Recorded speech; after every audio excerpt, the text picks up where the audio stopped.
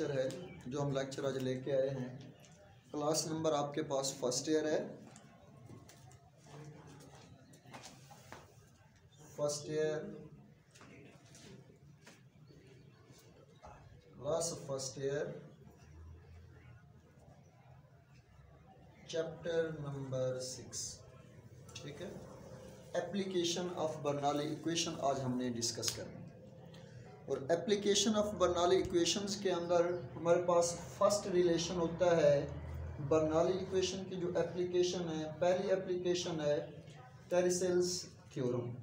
अब इस थ्योरम के ज़रिए हम फ्लक्स की स्पीड आउट को फाइंड आउट करते हैं। इसको फाइंड आउट करते हैं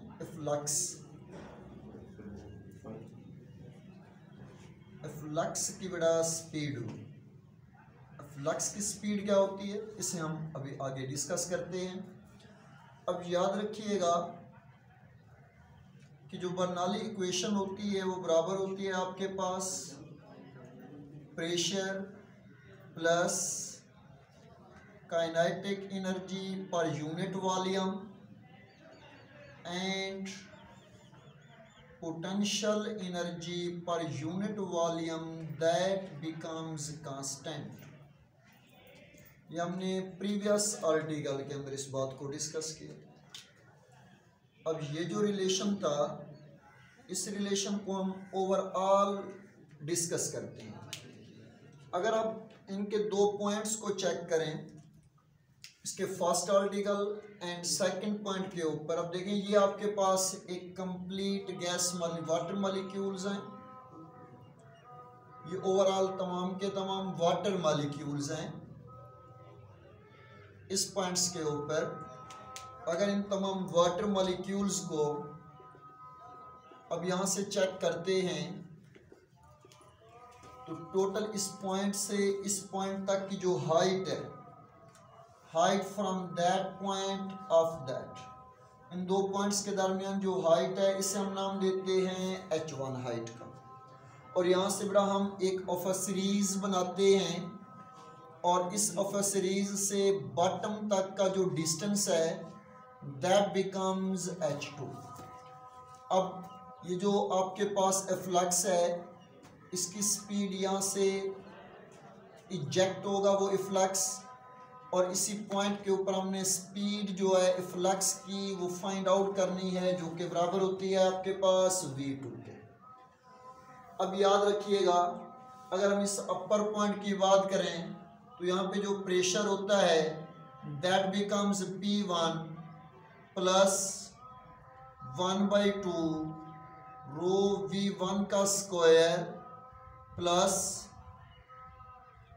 रो g H1 becomes equal to P2 plus 1/2 rho V2 का स्क्वायर प्लस रो जी H2।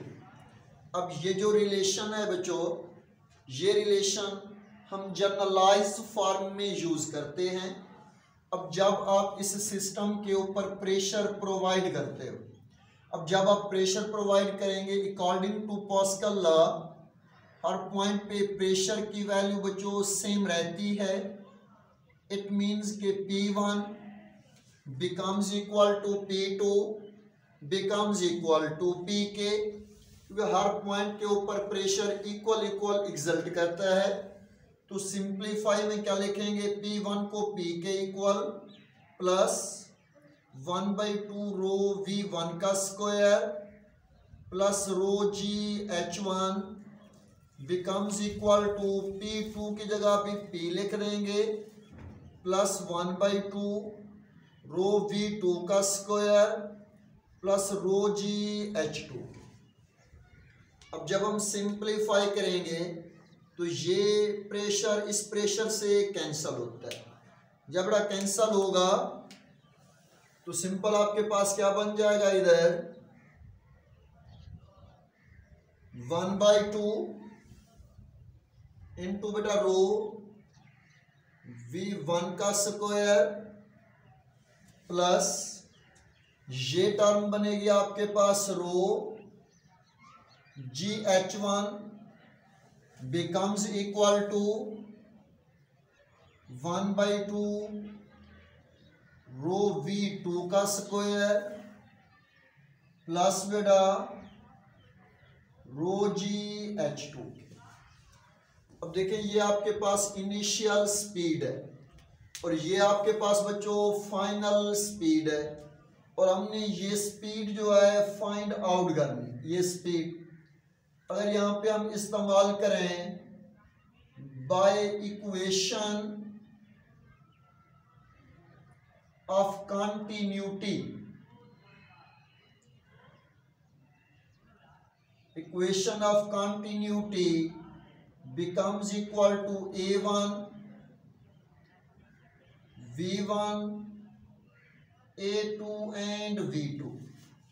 अब यहाँ पे अगर हम बात करें V1 की तो V1 becomes equal to A2 over A1 multiplied by V2।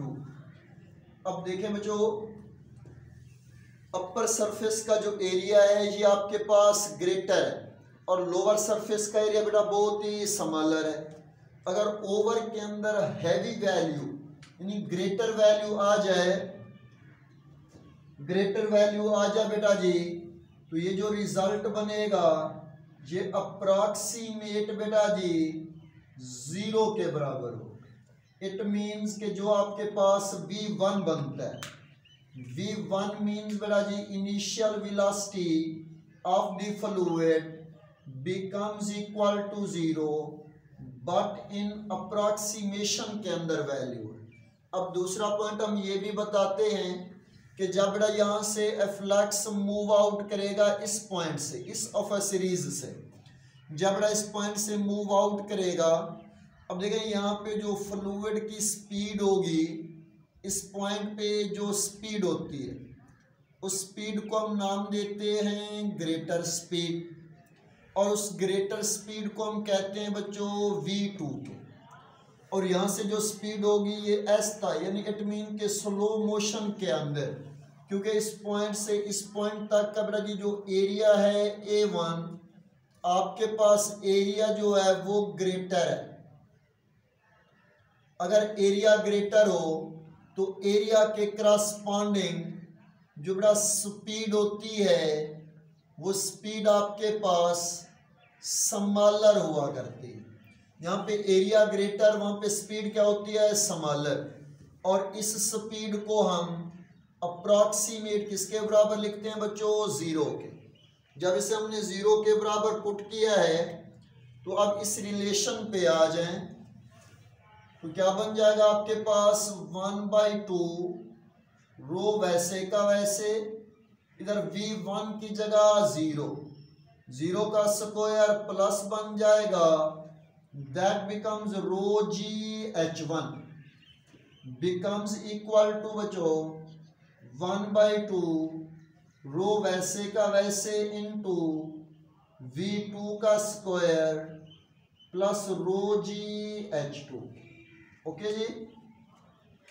अब देखिए ये टर्म तो खत्म हो गई, अब सिंपल क्या बन गया rho GH1 becomes equal to 1/2 rho V2 का स्क्वायर प्लस रो GH2।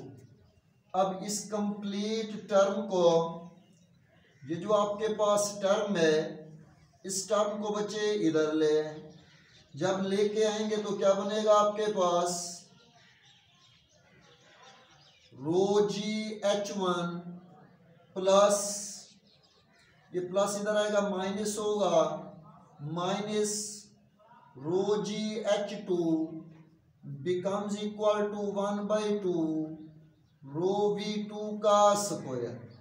अब इधर भी रो G है बेटा और इधर भी रो G। अब इस रो G को कॉमन ले आओ तो ये रो G इंटू H1 माइनस बेटा H2 that becomes equal to 1/2 rho V2 का स्क्वायर।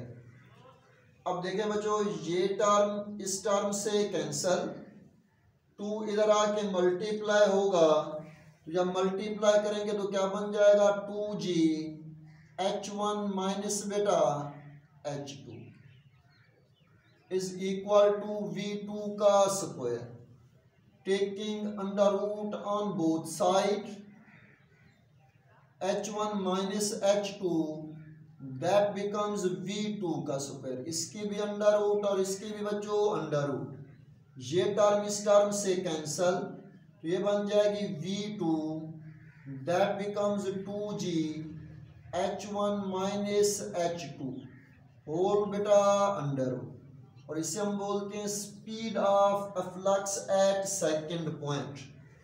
अब बेटा इसे नोट कर लें। अब हम इसकी डेफिनेशन पे जा रहे हैं, इसकी डेफिनेशन पढ़ते हैं, इन्हीं के एमसीक्यूज भी डिस्कस करते हैं, फिर आगे देखते हैं।